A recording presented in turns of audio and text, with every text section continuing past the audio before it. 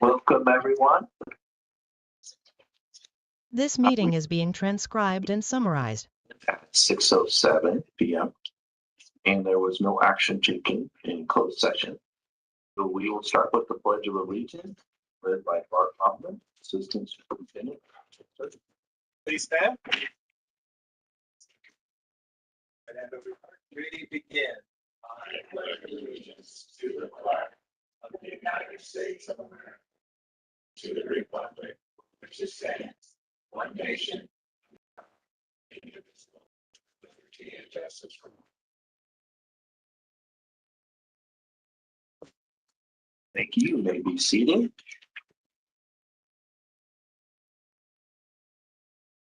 And first, we have our recognition for the AAN HPI Knowledge Bowl winners with Alicia Casey, Director of Student Equity Outcomes.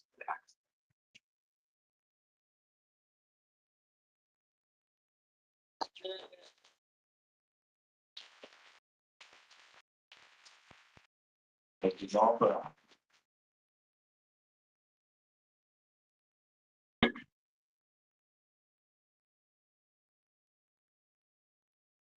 evening, board members, superintendent, assistant superintendent, and audience here today. Today, we are going to recognize our schools and winning teams that participated in our first Asian American, Native Hawaiian, Pacific Islander Knowledge. I'm Alicia Casey. I'm the Director of Student Equity, Access, and Outcomes. And I have here with me today Jamal Brown. He's a local historian, and he also is raised in the locality area and is the creator of the AANHPI Knowledge Bowl and Calendar. And so first, we're going to hear a few words from Jamal.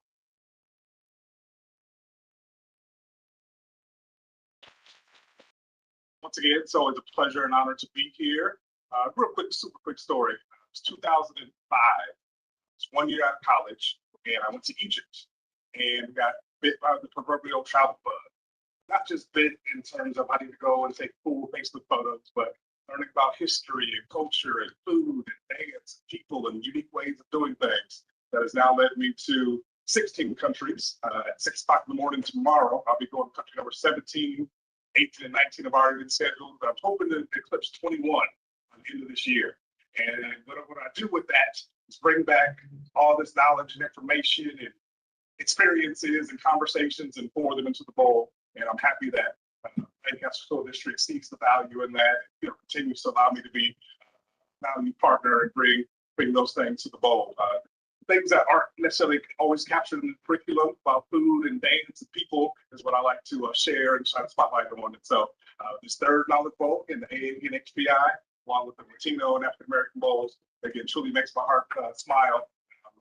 Judging by the amount of people in this room, it makes folks happy to experience these things as well. Now, again, great.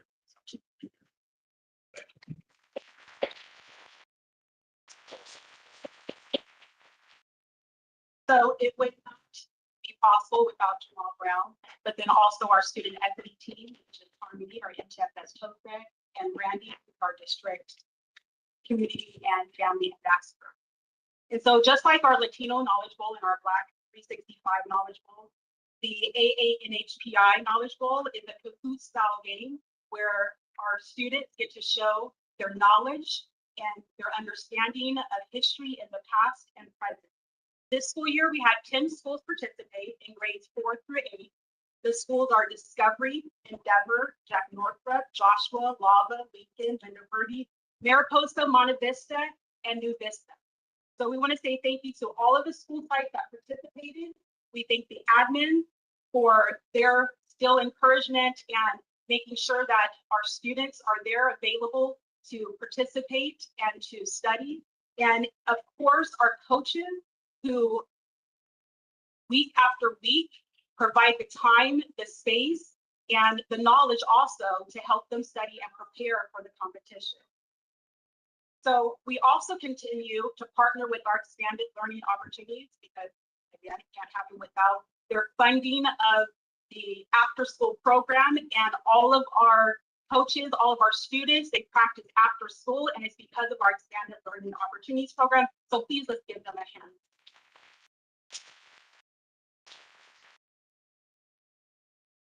So we're not going to belabor this anymore. We're going to go ahead and hand out the trophy. And so we're going to call up our MCs, which is Sam Hume and Todd Pullman.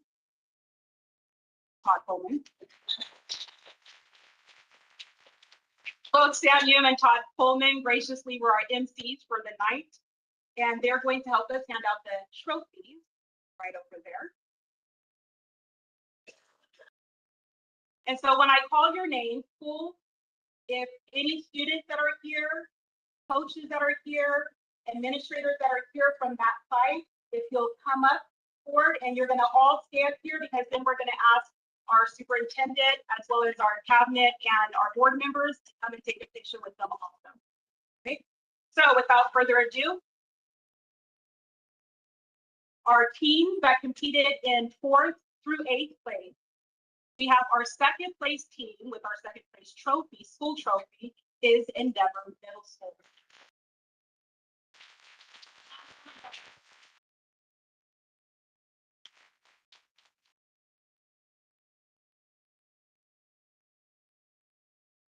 And they will help you.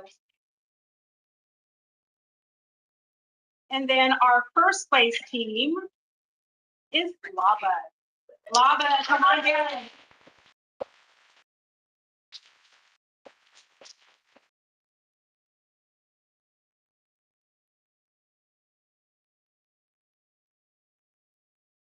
Lava was a powerful team of 3, and so they'll be taking that same trophy back to them. 3 students, it was 3 students. All right, so from our schools that competed in the competition of 4th through 6th, our 2nd place team is Linda Birdie. Linda Birdie.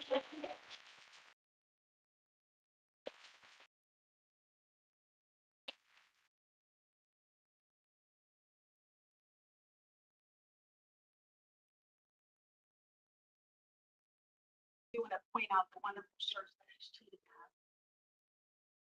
has. As we then call up our 1st place team, come on down, Monta Vista.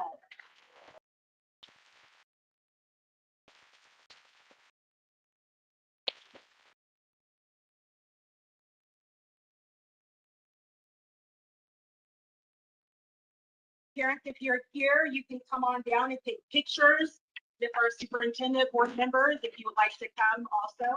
We're going to bunch you up a little bit.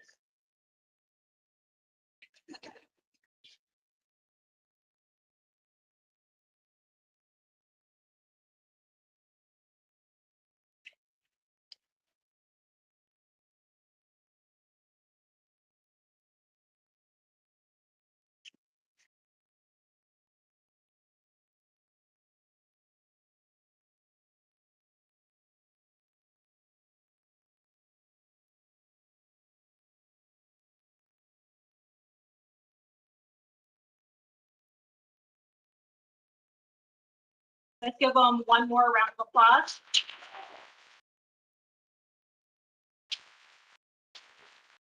This applause is also for the families. Thank you so much for bringing your students out tonight and for making sure that they practiced and participated in the AANH PI Knowledge Bowl.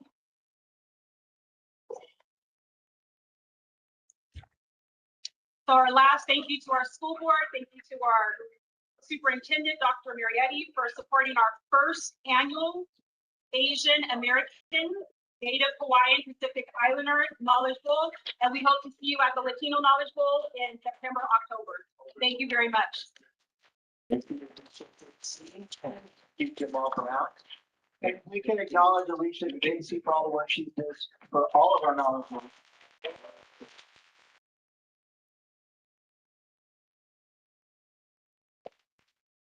Now it's time to get some ice cream and celebrate.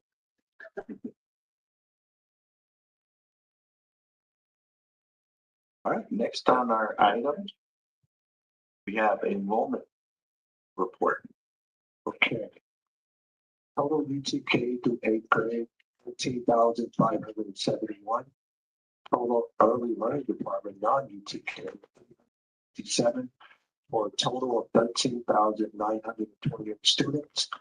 Out of that 13,928, we have 1,219 homeless, 315 foster, 719 that have family in the armed forces, which is a loss of 40 students since our last board report, and a loss of 349 from the same last year.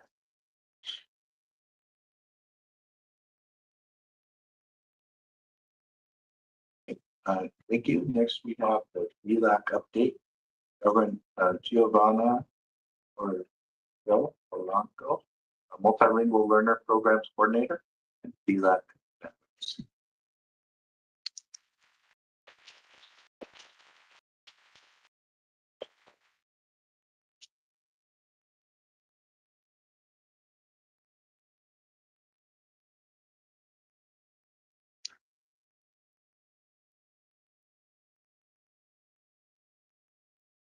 Good evening, board members.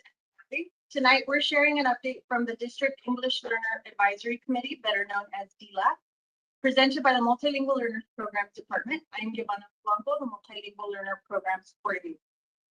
Today, we'll also have our DLAC Secretary, Marianne Gomez.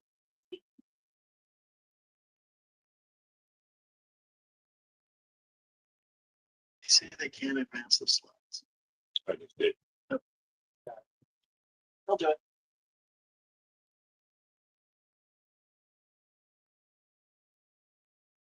Hi, my name is Marianne Gomez. California, we're going to start off what DLAC is. It's the California law that requires any district with 51 or more English learners to have a DLAC, which gives parents and communities a voice in the district decision affecting English learner programs. The committee meets throughout the year and guides needs assessments, monitors performance, and makes recommendations. I'll connect it to our LCAP and district master plan. For example, we voted in updated reclassification criteria to align the Department of Education to provide more pathways for students to demonstrate their English proficiency. As a result, we currently have 189 students reclassifying this year, and we're still counting, right? And in fact, tomorrow we'll be celebrating these important milestones in their educational journey. Reclassification moves students from English learner status to a reclassified fluent English proficient. Students must meet 4 criteria, which is the LPAC assessment, teacher evaluation, parent consultation, and basic skill benchmark. DLAC conducts an annual survey for EL families to drive program decisions.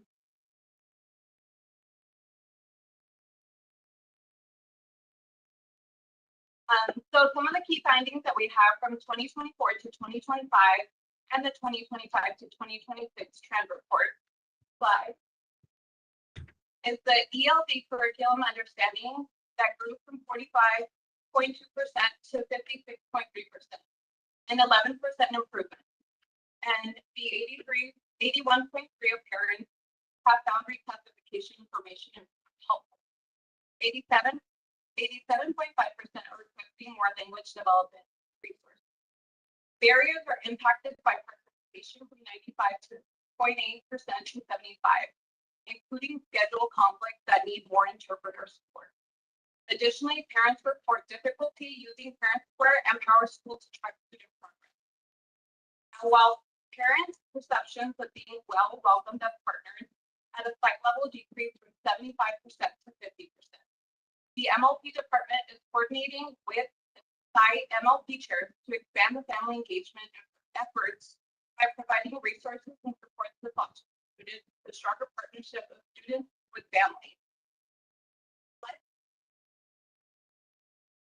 Here's what we accomplished this past year. Over 100% increase in DLAC participation, which is tremendous growth in family engagement. We hosted family workshops and ESL classes for adults, and updated reclassification criteria for our EL students. We distributed emergent bilingual backpacks, formerly referred to as newcomer, for year 1 students, and summer curriculum materials for year 2 and year 3 students. We launched Summit K-12 language supports for grades K through 8 and language powered ELD in middle school. And we held the first Saturday LPAC Academy district-wide for K-2 students, with many of those kinder attendees reclassifying this year. Collaboration with Summit K-12, a platform that assists our EL students, which brought additional resources to families, created stronger homeschool partnerships, built parent capacity to provide academic support at home, and boost student motivation and attendance. We trained 14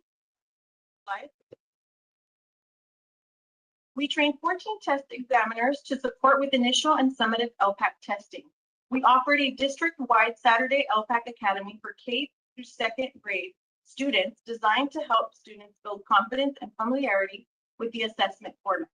Here's a video showcasing student learning in action at the LPAC Academy.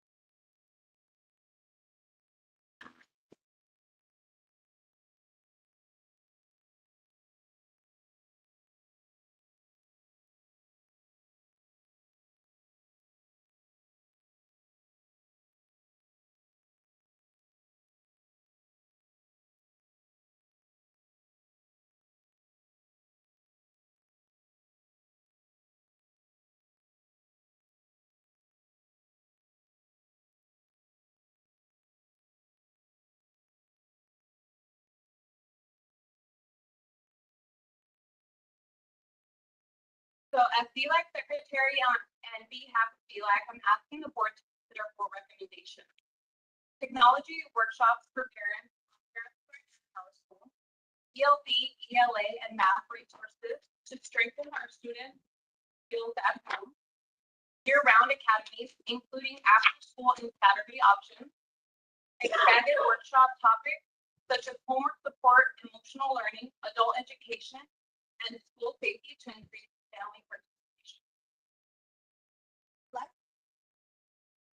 Additional program highlights include the traveling LPAC testing team, who administered 1,086 plus tests in wave 1 for grades 3 through 8, and 2,086 plus tests in wave 2 for K through 2nd in all 4 domains. Slide. We have bilingual paraprofessionals that serve as vital links between school staff and non-English speaking families, supporting instruction, reclassification, and progress tracking. Thank you to them for your support. ESL courses for adults were offered at 2 Lancaster locations by Carla Chinchilla and Michelle Ramirez, with childcare provided, offering beginner and advanced levels available. With that, we would like to introduce our district interpreter translator to share a parent testimony.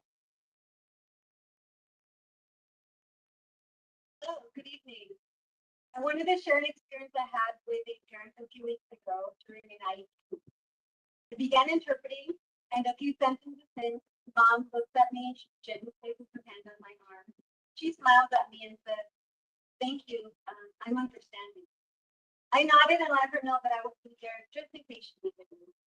Throughout the meeting, I kept checking in with her to make sure there were no gaps in communication, but she confidently kept her eyes on the IEP team, discussing concerns, strengths, and progress regarding the child. She enthusiastically shared that she had been taking ESL classes with really wonderful teachers. Yes. She said she saw her flourish and added how important these types of programs are. She added that there's even childcare provided, which removes even more barriers. Her enthusiasm moved me to tears. She ended by saying this experience has empowered her to be more independent and has allowed her to be more involved with her child's education, and she encourages everyone she knows to participate in the ESL program. I felt really proud of her and really proud to be a part of the MOP department and everything they've done for us.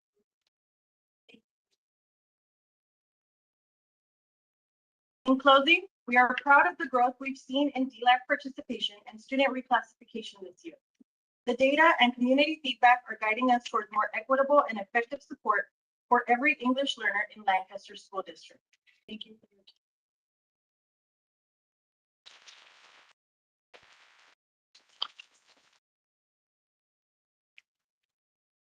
time. Thank you very much. That's a lot of great growth this year and a lot of great programs we see that you're working on in the district. We'll definitely take a look at the recommendations. Hopefully we can get those all in as well. Thank you so much.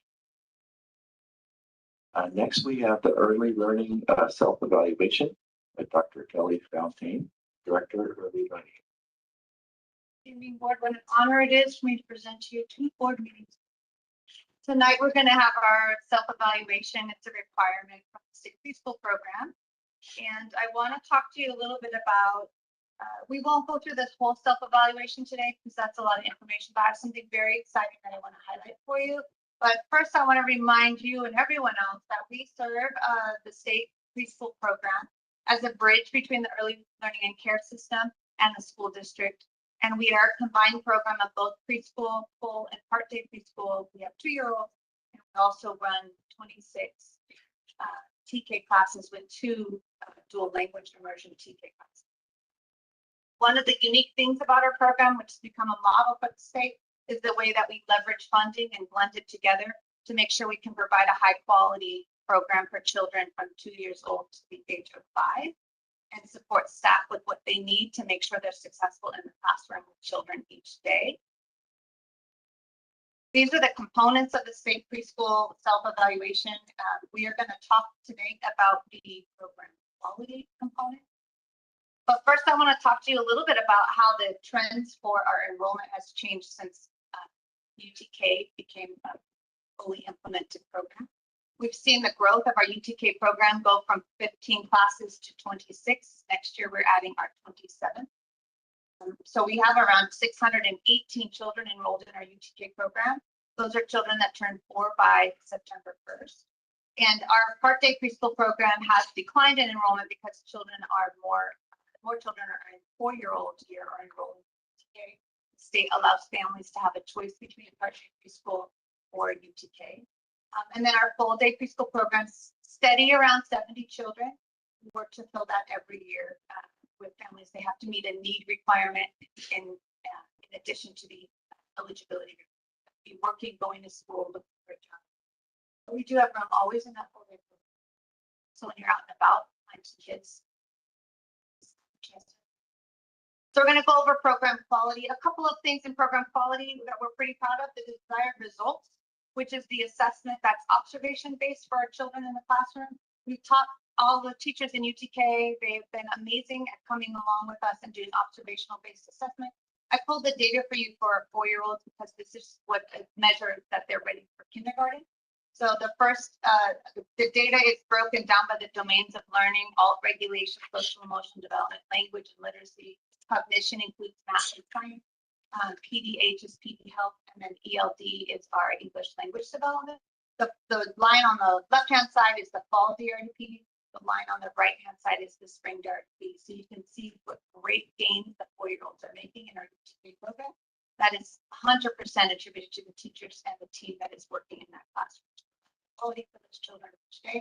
Our goal is to make sure that the children are at 80% or higher, building middle or later by spring, and you can see that in cognition, which is math and science, they are far exceeding that 80%. We still have a little work to do with English language development and supporting children in building English language development skills. As we transition into the new DRDP, those skills will be broken out into foundational language learning and then English language development. The next area I want to just highlight quickly is the classroom assessment scoring system. This is an outside evaluator that comes in and looks at all of our classrooms. This year we evaluated 46 classrooms. You can see at the bottom our scores from 2025 have increased significantly in the areas of emotional support and classroom organization. And we did increase in instructional support, which is the most challenging nationwide. The average there is 3.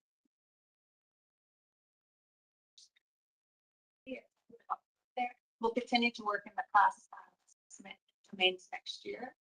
We hired a coach, and that will be what we'll be doing. But today, I really want to highlight our social emotional learning. We have created an MTSS, early learning MTSS, if you will, where we have 3 tiers of support for children. In tier 1, we are setting up high quality classrooms, which includes things like schedules that we have for kids, job charts, visual things for children like center tags. They have autonomy when they pick jobs that they want to do and what centers in the room they want to go to. That's across every classroom, 2-year-olds all the way up to TK. As children progress through the day, there are some children that need a little bit more, and so we've worked with 2 different agencies to support. The first one is the California Teaching Pyramid, which is based on PBIS framework. They work with our teachers to make sure that they are using strategies that are proactive with children and building relationship-based practices, working on positive behavior supports and strategies that promote healthy relationships. This year, they coached 37 classrooms. We have 12 different sessions of learning with them, with TK and PK. And we also established the first ever early learning leadership team. We met once a month to look at things we're doing in the program and putting some practices in place around our vision and mission and what we want to see as we go forward in the program. So they are a part of our tier 1 system. But when we see children that are not responding to those tier 1 supports, they do support staff to use some of strategies more intentionally. And then in our tier 2 system, we've been working with this agency called Autism Spectrum Therapies, which is part of a parent company called Learn Behavioral. And Haley Pierce, I met Haley when she was 9 months pregnant, and her son is 9 years old. We've been using autism spectrum therapies in our program in a very limited way. And over the years, we have grown to use them in a more purposeful way. And this year, we really did dig into using the staff in that program to support children who were in the tier 2 range that were not responding to those tier 1 supports. So the team at Autism Spectrum Therapies has been in 10 different schools. They have worked with all of the classrooms from PK and TK in 25 of the 40 of the 27 classrooms. They provide ABA support for children as well in a way that's directed through the teacher. So they're providing strategies for teachers to help them support children to respond to strategy. They work directly with staff to build their confidence to use the strategies in the classroom each day. And they support teachers really just building up their ability to say, here's the function, this kiddo's having the struggles, what is the function of that struggle? And let's find a strategy that works for that kid. They use really 3 basic antecedent behavior strategies, which are environmental arrangements. So helping the teacher team look at the classroom and say, if there's something in the classroom we could change to support the kiddo. Priming, making sure that they are giving kids strategies before direction is given. And then providing some intentional visual support. So while the classroom might have a visual schedule on the wall, they might make one that's specifically targeted for a particular kiddo that needs something more hands-on or sensory. They've worked with 47 kids direct support. Of the 47, 36 of those kids were able to regulate and go back to not having that direct support. 106 different educators were supported in using those ABA strategies, which is pretty amazing considering some of the most dysregulated children entering the school system come in at 3 and 4 years old. When we're asking them to do things they haven't been told to do before because they've been at home, and at home there's not 23 other little. So with our system looks like this. We have tier 1, tier 2, and tier 3 we're working on in the next couple of years. The data that we have that shows this is working, our SSTs, 94 meetings were held in 24-25 were on 57 kids, and 38 of those ended up in a full team assessment. Whereas in 25-26, the number of meetings were held was 63 for a total of 41 students, and 26 of those ended in a full assessment. What I'm not reporting is how many of those kids were made eligible for or were eligible for IEP services, but more highlighting the strategies that we're using in the classroom are supporting more children to not have to go through the SST process and to not eventually be made eligible or considered for eligibility in special education. We still see that there are some children that are needing a little bit more. So next year we're working on our tier 3 system. On board tonight, you have a presentation or a proposal for Jomar Innovation. This is a company that supports San Francisco Unified School District to create what's called Shoestrings Children's Center. And Children's Center in San Francisco, Shoestrings is really built around a tier 3 intervention to support children who are not responding to tier 1 or tier 2 in a very unique model where interventions are used in this space while the child is concurrently enrolled in the district. And then children are moved between the program in a 10-week cohort with the support and involvement of their parents, but in whatever fashion that looks like, depending on parents' schedule and availability and work schedule. We are presenting this idea of keeping straight to the idea of shoestrings and calling this tier 3 model ACEs. We're excited to be able to provide this to our district and to support children. Children in this program at Shoestrings have a 3% expulsion rate or suspension rate, sorry, not expulsion rate, after they've attended this places program. The first cohort is going into high school this year. So from the very first cohort to preschool all the way to high school, only 3% of those children have ever been suspended, and less than 3% have ever been made eligible for special education. So it's a system that works to support children. The earlier we support them, and to support their families. Working on this model as we move forward to next year. And then just a reminder that in the early learning program, we are educating the whole child, which includes the family and as the child's first teacher. And we're working to make sure that we are supporting their physical health, their social emotional regulation, and the cognition as they are learning a based environment. Okay. Any questions? Yeah, looks like a lot of great work. Great accomplishments this year. Very, very nice. The shoestring, have that successful or the LACES program, is that something that could be applied to other schools as well? In like you mean here in Lancaster? Well, we're going to start with early learning. We're going to see how it goes, and then we will definitely, if we are ready to move into different grade levels, we will definitely bring that back to you. But our plan is to start with preschool, TK, and UK. Any more questions? Okay, thank you. Thank you.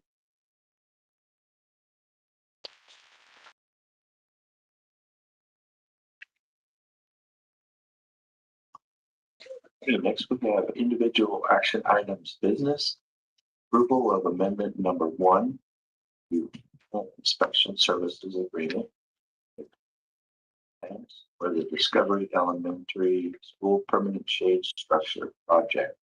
We have a motion. By Second. Okay, by Mr. Wayne. Discussion. All in favor? Opposed? Motion carries 4-0. Item 12B, approval of 2026-27 internal fiscal stabilization budget management plan. Review disclosure requirements. Motion. By Mr. Wayne. Usler. Any discussion?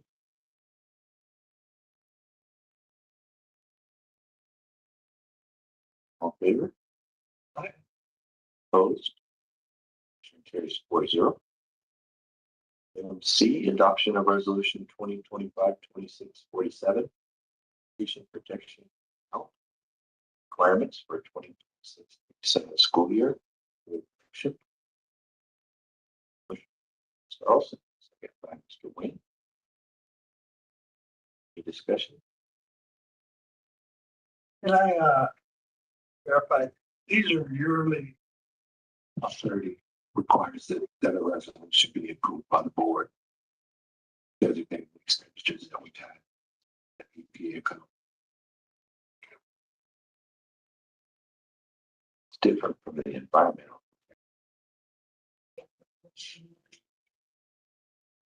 All in favor? Aye. Opposed? Motion carries 4-0. Item D, adoption of resolution 2025-2648, designating certain general funds as submitted by ballot. Usler. Starlson. Discussion. All in favor? Opposed? Motion carries 4-0. Item E, adoption of resolution 2025-2649, moving the uncommitted fund balance. Mr. William. Usler. Discussion. Favor? Opposed? Motion carries 4-0. Item 13, individual action items, human resources, approval of principal. Staley. second, Starlson, second by Mr. Wayne. Discussion. Yes. For the past 2 years, Jane Nastali has served as assistant principal at Desert View, where she worked alongside Principal Sibley to drive positive growth on the California dashboard and help close equity gaps for students. One of her proudest accomplishments has been contributing to the school attendance team efforts, which led to a 9.9 reduction in chronic absenteeism at Desert View. Ms. Nastali values strong relationships and the trust she has built with staff, students, community members, connections she believes are essential to lasting academic success. Before joining Lancaster School District 2 years ago, she spent 20 years as a classroom teacher serving deaf and hard of hearing students. Outside of work, Mrs. Nastali enjoys painting, camping, playing golf, and spending time with her family. Great. With that, all in favor? Opposed? Motion carries. Congratulations. Keep saying that.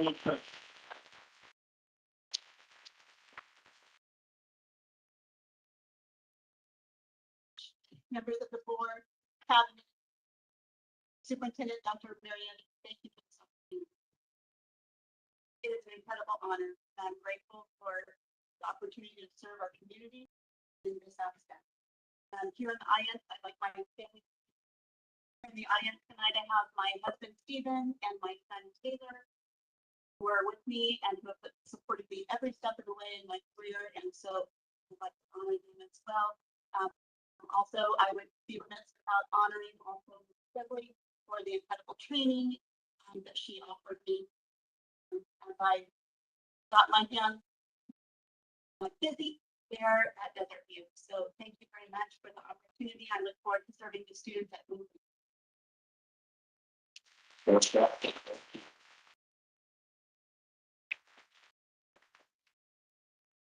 Next, we have approval of assistant principal, Kaylin David. We have a motion. Motion by Mr. Wynn. Second by Ms. Usler. Discussion.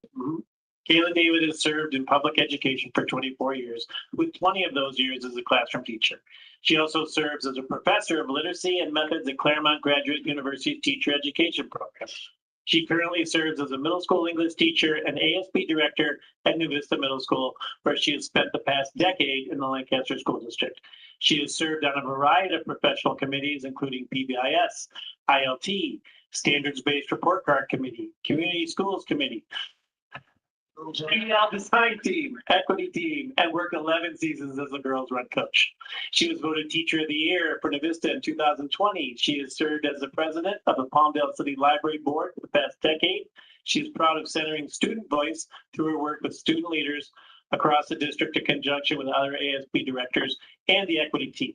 Outside of school, she enjoys gardening, hiking, cooking, dancing, traveling, spending time with loved ones, and serving the community through volunteer and activism work. She's with us.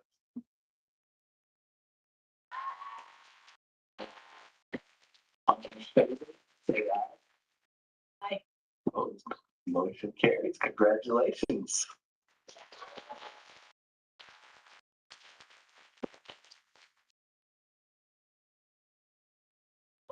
Two weeks. I've been so excited.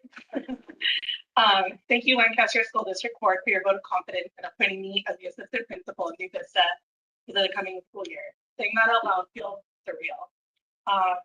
10 years ago, I started out in this district as a sixth grade teacher. I came here to have opportunities to grow professionally and have a greater impact. I've had so many professional opportunities here, and I've also grown as a person. Special thank you to Ms. Moya, Mr. Saldivar, Mr. Johnson, Mr. Hume, for being my professional mentoring on this journey. Tonight, I have my family in the room. And my colleagues who are also part of my Tiger family. My sisters and baby nieces are watching online because it's their bedtime. And my daughter is watching from Long Beach. My daughter, Fiona, is actually one of my very first students at New Vista 10 years ago. And also my goddaughter, Patience, she's a New Vista Tiger. My niece is also a New Vista Tiger. And my godson, Nehemiah, is a Monte Vista Mustang. Maybe he'll be a Tiger.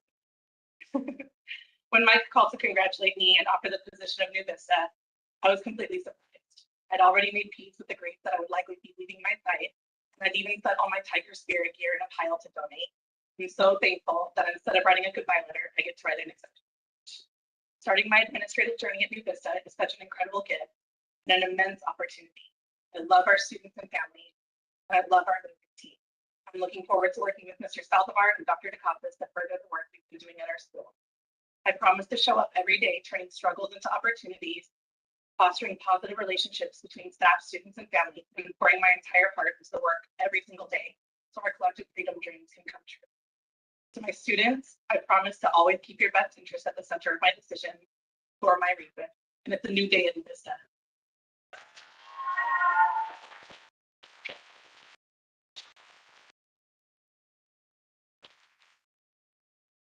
Congratulations. Next, we have approval of Assistant Principal Christian Sandoval. Do we have a motion? Motion by Ms. Carlson, second by Ms. Huesler. Discussion. Sir, Christian Sandoval has worked in education since 2012. He has held various roles in public schools throughout the past 14 years. For the last 7 years, he's been the 11th grade math teacher at Valor Academy High School in North Hills.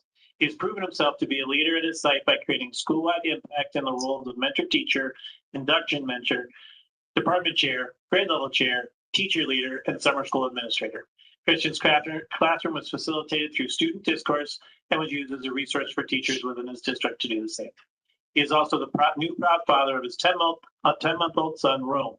Christian is excited for the opportunities and challenges that are to come and is ready to make a positive impact at Amargosa Creek for the students, staff, and parents. And he's with us in the audience.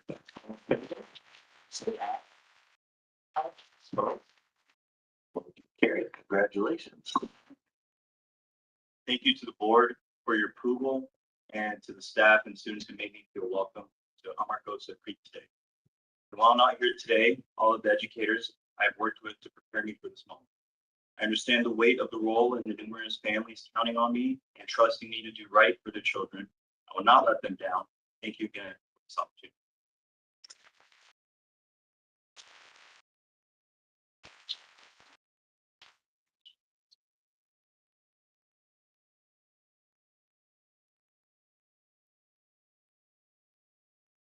Okay, with that, we'll take a short break. If anyone needs to leave or take a little time, you can go get some ice cream as well. And have a great evening, everyone. Congratulations. We're really excited for this coming year.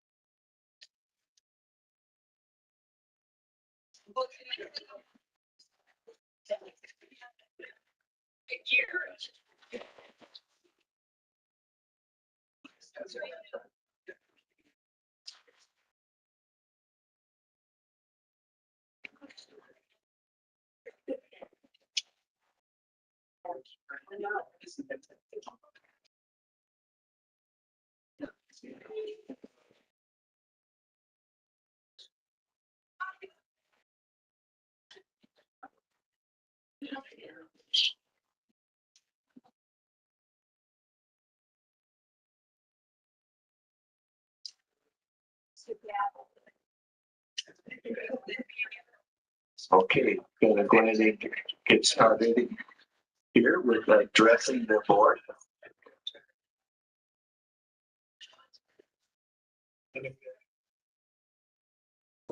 Anyone, individuals who wish to address the board may complete a speaker card and present it and any supporting documents to the superintendent's assistant or other district official prior to the start of the meeting.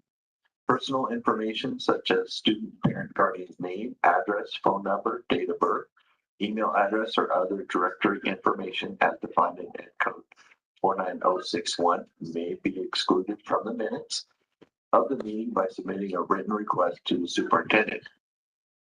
Board president shall recognize individuals who wish to speak. Individuals wishing to present testimony to the board concerning specific items on the agenda may do so once that item has been moved, seconded, and is on the floor for discussion.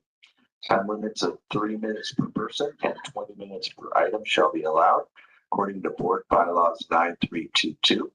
Board members may ask questions for clarification purposes. However, no action may be taken and no discussion may take place on an item not on the posted agenda per the Brown Act. Comments from the audience. Yeah, we have a speaker card for Adriana Carranza.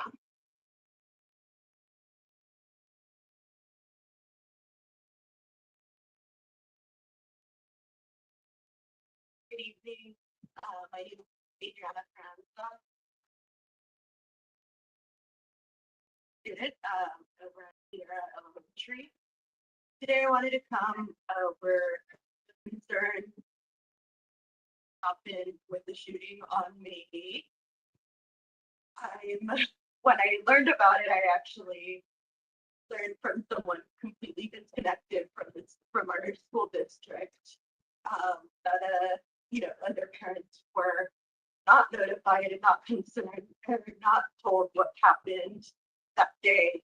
I myself learned more from Facebook and the community group than I did from our school leadership. It aggravates me how there's no accountability within the school district for parents to be notified.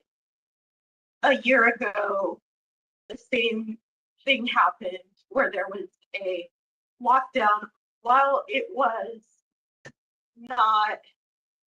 accidental and not at all a public safety concern, right? It's still happening a year later where there is no protocol to the parents. A year ago, parents weren't even notified that a lockdown happened in the first place. I understand while there wasn't an immediate threat to students and it was an accident, I myself wouldn't have known about it if I hadn't gone to pick up my daughter earlier and overheard administrators talking about it to the staff while waiting for my daughter to be released from her classroom. a year ago. We're here a year later and still in the same boat where I'm learning more from Facebook than I am from our administrators. I'm also here for a second safety concern, which involved my daughter being harassed and just made to feel like she wasn't welcome on school campus. I reached by another adult that is a guardian. While I reached out to our administrators, I have not gotten a response back that has been immediate or caring. My daughter still, it's been a month and my daughter still doesn't feel comfortable going to her school. We need to do better for our students.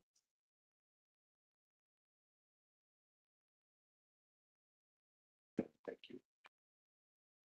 Yeah, there. Student clerk for Genesee, Lindsay.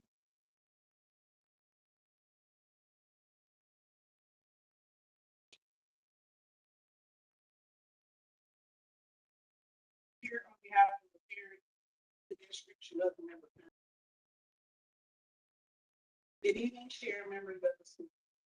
I'm here to raise serious concerns that have been consistently voiced by members of our community regarding the use of mandated reporting systems in our schools and the disproportionate impact these practices appear to be having on Black and brown students and their families. Families have reported pattern in which the DCFS hotline is being utilized in response to behavior concerns. Attendance issues are perceived indicators that are closely tied to socioeconomic hardship, particularly poverty-related circumstances. There is a growing concern that these calls are at times being made without sufficient exploration of context or consideration of cultural, racial, or economic bias. The result is that families experiencing hardships are too often being interpreted through a lens of neglect rather than support. Whether intentional or not, the perception and lived experience in many communities is that the system is being used in a way that can feel punitive, leading to unnecessary investigation and in some cases the removal of children from classrooms or home environments without clear substantiated cases. The emotional impact of these actions is significant. Students experience distress, disruption, stigma, and trauma, all of which directly interfere with their sense of safety, belonging, and ability to learn. Families in turn experience erosion of distrust in the education system. It is critical that we acknowledge the broader harm that can occur when mandated reporting is not applied with precision, cultural awareness, and strong professional judgment. Over-reporting or bias reporting does not strengthen child safety. It can instead undermine and by diverting resources from children who are truly in need, substantially damaging relationships between schools and the communities they serve. For these reasons, I am respectfully urging the board to take immediate and proactive steps.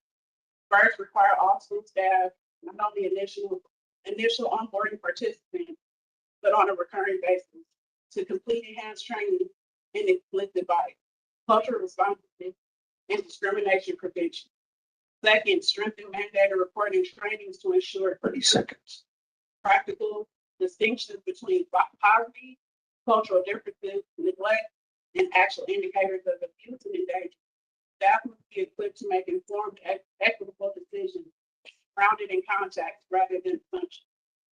Finally, I ask the board to examine current reporting practices and accountability structures to ensure that families are not being disproportionately subjected to investigations that cause harm without sufficient justification.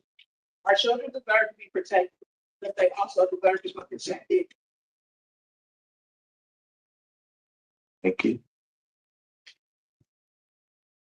And we have our last definitely.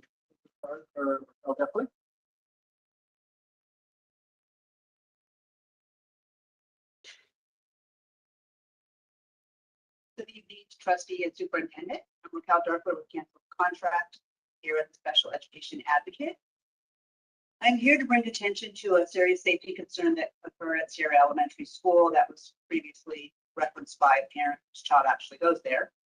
I actually learned of this incident during a town hall meeting I attended last week, hosted by the principal at Sierra. It was their end of the year gathering where parents could share successes and challenges face to face with the principal. The parent was very vocal in their concerns about the schools, and in the end, the principal's response to a shooting that occurred on Friday, May 8th. Male fired into the school while children were present. There were several allegations, including the school was not immediately put into a full lockdown. Instead, a modified lockdown was issued. It was also alleged that when students ran to shelter in the closest classroom, they were told to go to their own classes.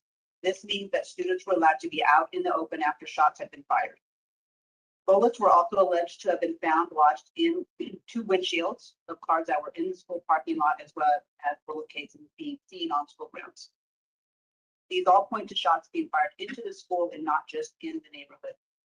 This should have immediately triggered a full lockdown until law enforcement arrived and had cleared the school and the surrounding area. None of this was done, and the children at that school were in legitimate danger. It has also been alleged that parents who asked the principal what actually happened were not given accurate information. Parents have the right to expect that their children will be safe when they leave them at school, and students should feel safe and secure when on campus. I would also like to bring attention to the fact that this district paid, in a conservative estimate, more than $650,000 per year to the county for its school resource deputy contract. Where was the school resource deputy that day? According to a person who lives a block away from the school, the police response time was so slow that the suspect got away and was only apprehended at a later date by the standard police work done of deputies who work in the community, not the school resource deputy. This district stresses the need for a deputy specifically assigned to schools because it means safety for students due to a faster response time. This incident at Sierra shows this not to be true.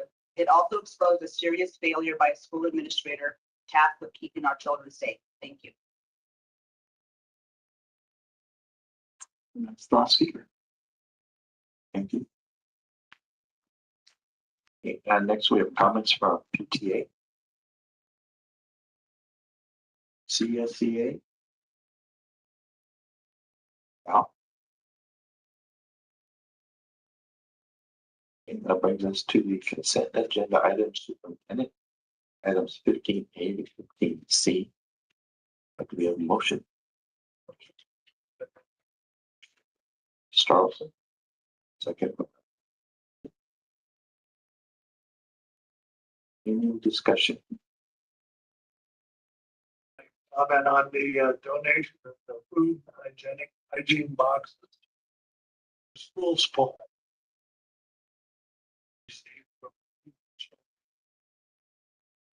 These are going to a worthy cause. Many of people within our district that benefit from these donations. Never want to see it come to our food giveaway. And just witness the number of people that drive up to the food giveaway. I've seen it wrap around this entire block. That just proves what's needed in this district. But just to say thank you for welcoming Wellness Center to Rose and Sam, all of them, and all they can.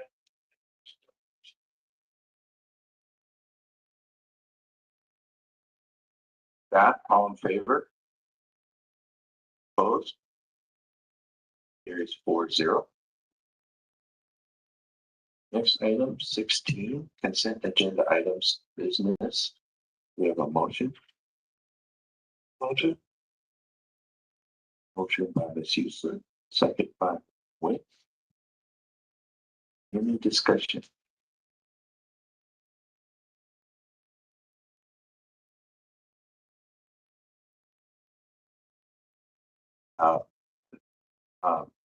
About the school energy coalition. Kind of just wondered how that worked. We'll get you the information on that. I don't have all the details on that right now. But I'll definitely get that for you.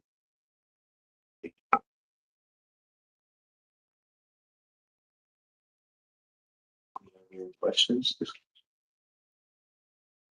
All in favor? Opposed? Motion carries 4-0. Next, we have item 17, consent agenda items. Ed services, items 17A to 17J. We have a motion. Motion by Mr. Olson. Second by Ms. Hueslick. Any discussion?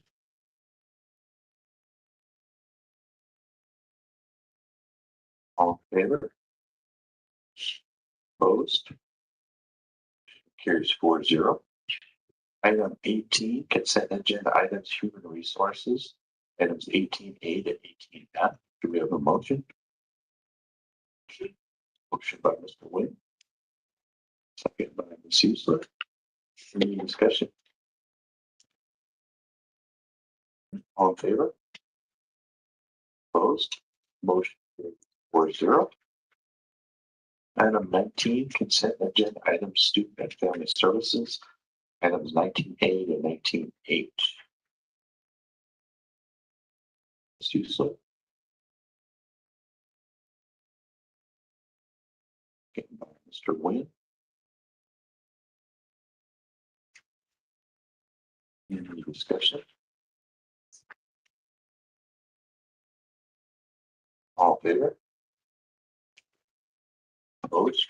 Motion carries 4-0. Next, we have the legislative and policy discussion. Any input? Current readings.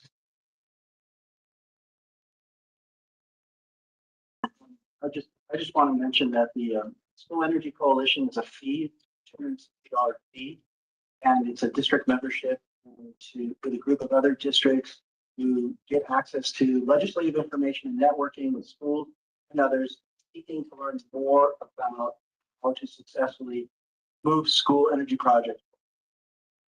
Small fee, join a newsletter that talks about how better use it. Okay, great, thank you. I know we were one of the first schools to start the solar and the battery program, so I know it helped a lot. Yeah, I was pleasantly surprised when I came to Lancaster and saw the solar. And then I realized it was 120 degrees at the time, so I figured that. Provide shade in our parking lot. Very good. All right. Yeah, comments from the board, and let's start with Ms. Strauss.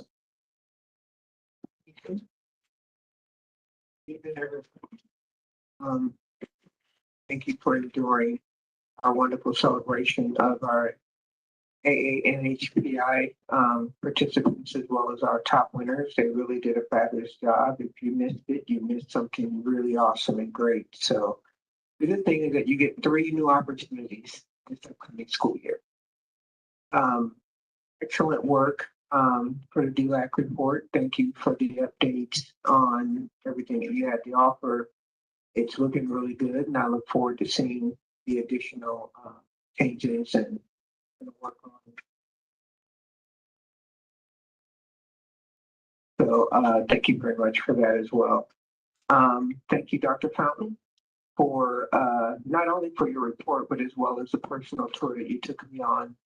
Having the opportunity to really see up close and personal at Sierra Elementary School was a really great experience to see how that program was working in real life with the kids, with the teachers and the instructors and everything. So thank you so much. Congratulations for all of our Lancaster School District on our family engagement event that took place. It was just so wonderful seeing all the parents celebrated that come out, all the volunteers that come out, seeing all the staff and the different programs that we have here at the district working collectively to show them just how much they're valued.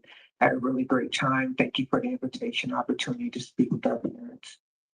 And last but not least, it was New Vista's 30th year anniversary. So they had a really good event there as well. So if you missed it, I guess you have to do year 31. So other than that,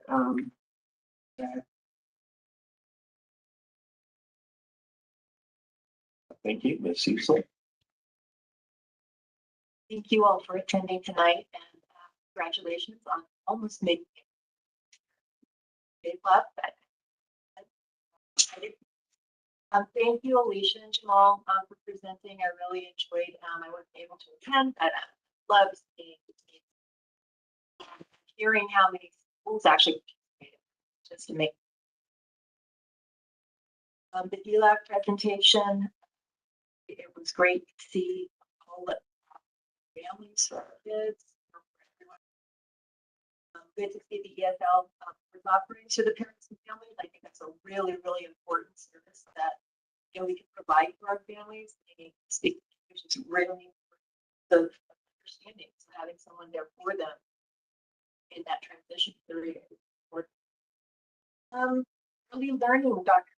Thank you so much. I'm a Salted Valley. I love hearing about all of the emotional, physical, academic. Just try to teach them something. There's lots of things they have. Many of them are not. And also, seeing all of our new administrators, I think that that's really exciting to see people coming in, and especially people that have already been in our district that are kind of working their way on. So that'll be exciting to see in the school year. So much. Exciting.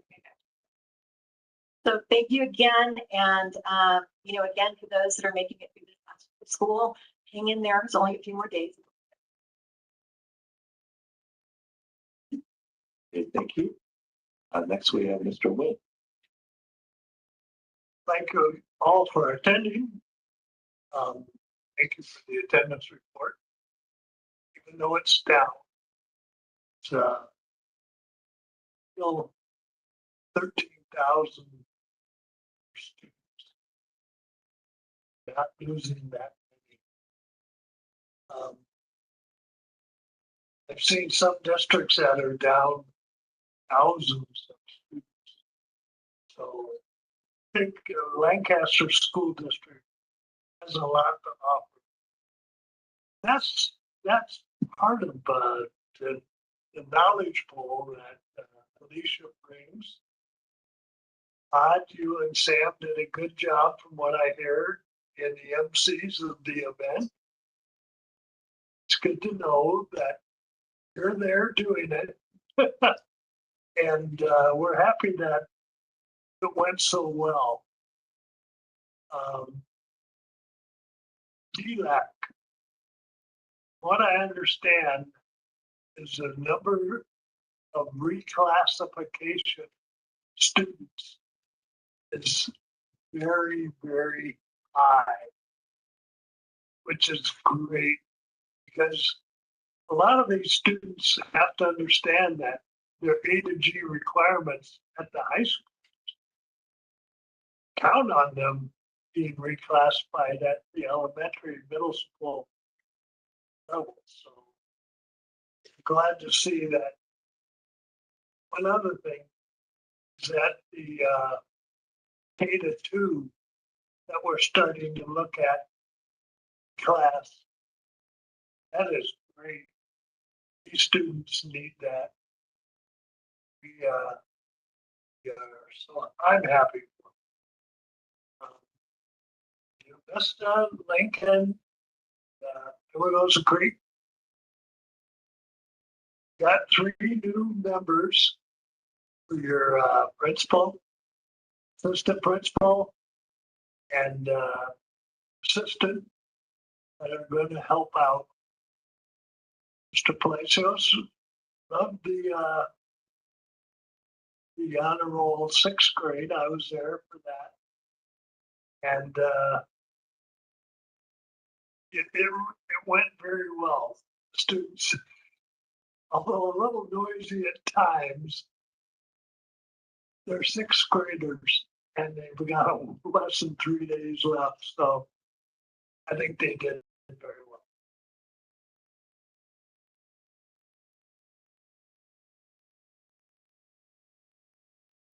Have new playground. What's that? All of them, all 2Ks. new padding. That'll work well. Students will love that. They won't go home bruised or scraped. And on rubber mats. So, thank you very much. Thank you, Mr. Wynn. Dr. Murray. Okay, so I want to acknowledge our multilingual learner program and our DLAC and all the work they did throughout the year, both with our students and also with our parents. And, you know, we have we have a newcomer program over at Linda Verde that I think we're going to change the name, but the work is the same. And it's really creating a great environment for students that are new to the United States to come and feel welcome and feel celebrated and to begin their journey of acquiring that new language. So I just have nothing but good things to say about the program and about the work we do in Lancaster School District around multilingual learners. Remember, the name is not English learner, it's multilingual learner. It's not a deficit. It's really a gift to be able to speak two languages during these times, right? This is something that is something that they can take with them and it'll help them to be successful in their future. So I also want to acknowledge our early learning program. I am a converted early learning program celebrator because, you know, a lot of my career, I felt like early learning was the other program. It was the state program in the back of the school that nobody really talked about. But I would say that our early learning program, as it is now and as it's growing, is probably a model for the state of California. Dr. Fountain, PhD, is on many, many state committees and state boards, and she's really helping to shape the future of early learning. So we're very lucky to have her and her team in our district. And, you know, what I've realized in the course of my education is that when you are successful in your early learning program, that really translates into success in your elementary schools and onto your high schools and onto life. So we have to really work hard to make sure that we see early learning as part of our continuum of grade levels throughout the district and not as something separate. So I really acknowledge that.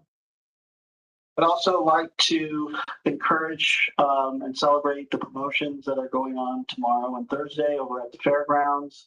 We have promotions all day tomorrow and promotions all day on Thursday. So if you have a student, we want to see you out there celebrating our students as we wish them well and send them off to high school.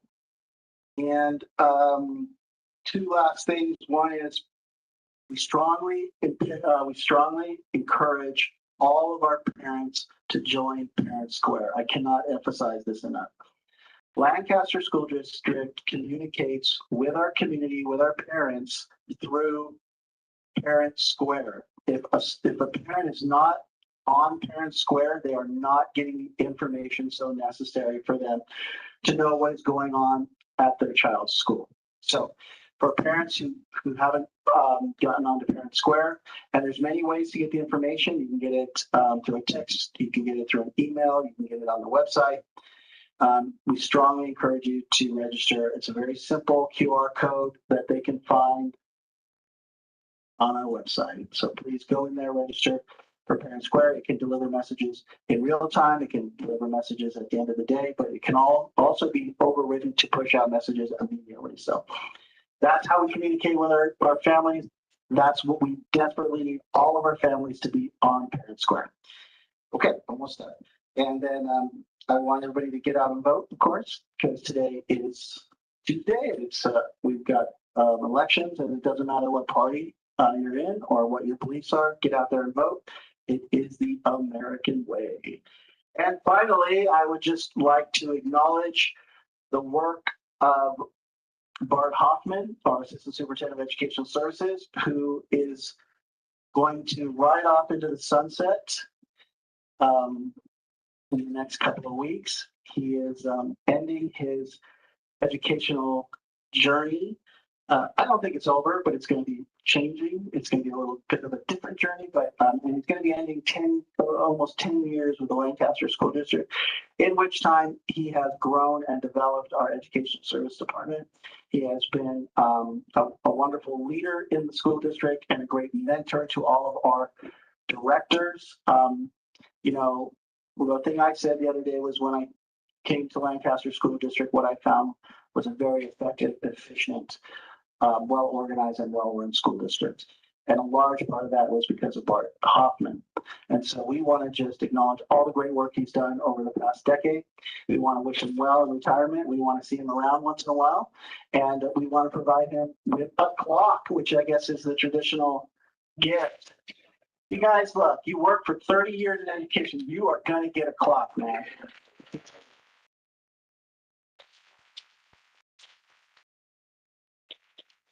That's all I got. Thank you, Dr. Marietti.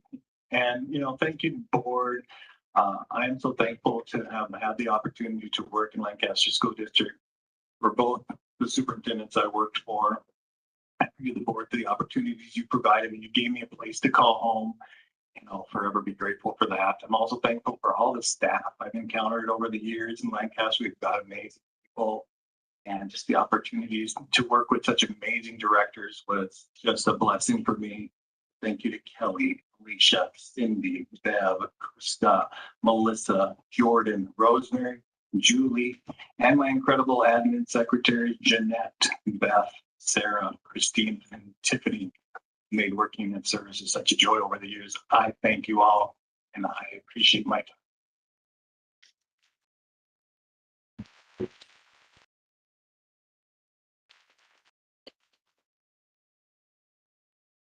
Thank you, Mark. We're going to see. Come with us off.